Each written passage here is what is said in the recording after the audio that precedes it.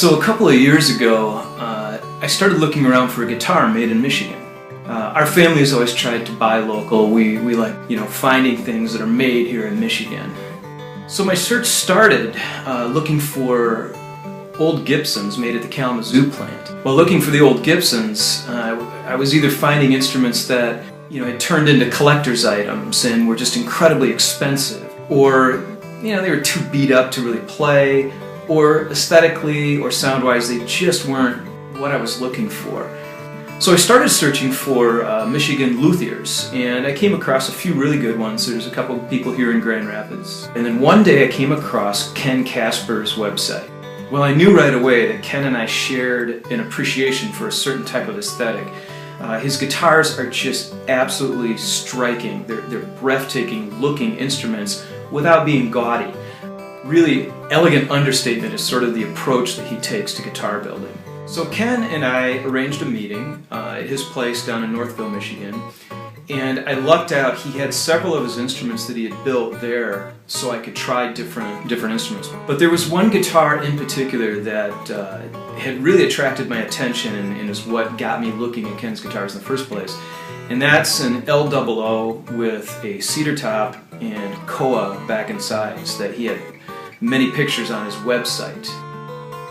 And the minute I played Ken's L00, I was just blown away. I thought, this is what I've been looking for. This has this wonderful balanced tone. There's bass coming out of this instrument. There's sparkly highs, there's punchy mid-range, and I'm just not hearing that from other small-bodied instruments. We together hatched a plan to build an instrument made from all native Michigan species. This is where the idea for the Pure Michigan guitar originally came from. So the Pure Michigan guitar is, first off, an L00 size, which is a little bit of an homage to the pre-World War II Gibsons, the small-bodied Gibsons that the old blues masters played.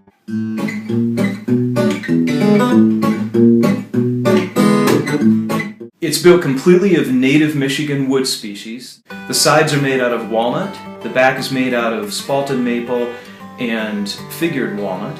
The neck is made out of walnut and maple laminated. The binding is all flame maple. And the top of the instrument is something really unique. It's made out of Michigan white pine, which also happens to be the state tree. The fingerboard and the bridge are made out of something called black locust. Now, something else that's really special about this guitar is the inlay. A lot of people don't really notice this at first, but the inlay is made out of Petoskey stone. For those of you that aren't familiar with this, Petoskey stone is a fossilized limestone that is only found in the northern Great Lakes. It's the state stone, state rock of Michigan. And to our knowledge, nobody has ever done this with Petoskey stone. So the guitar looks fantastic, there's no question. I just couldn't be happier.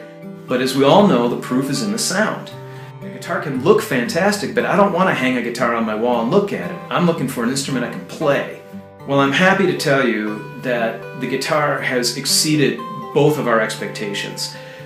We really didn't know what this was going to sound like because we're using some woods that aren't traditionally used in making guitars. The thing has this amazingly powerful mid-range and low-end growl. It's sparkly highs. It's just, again, an incredibly balanced instrument.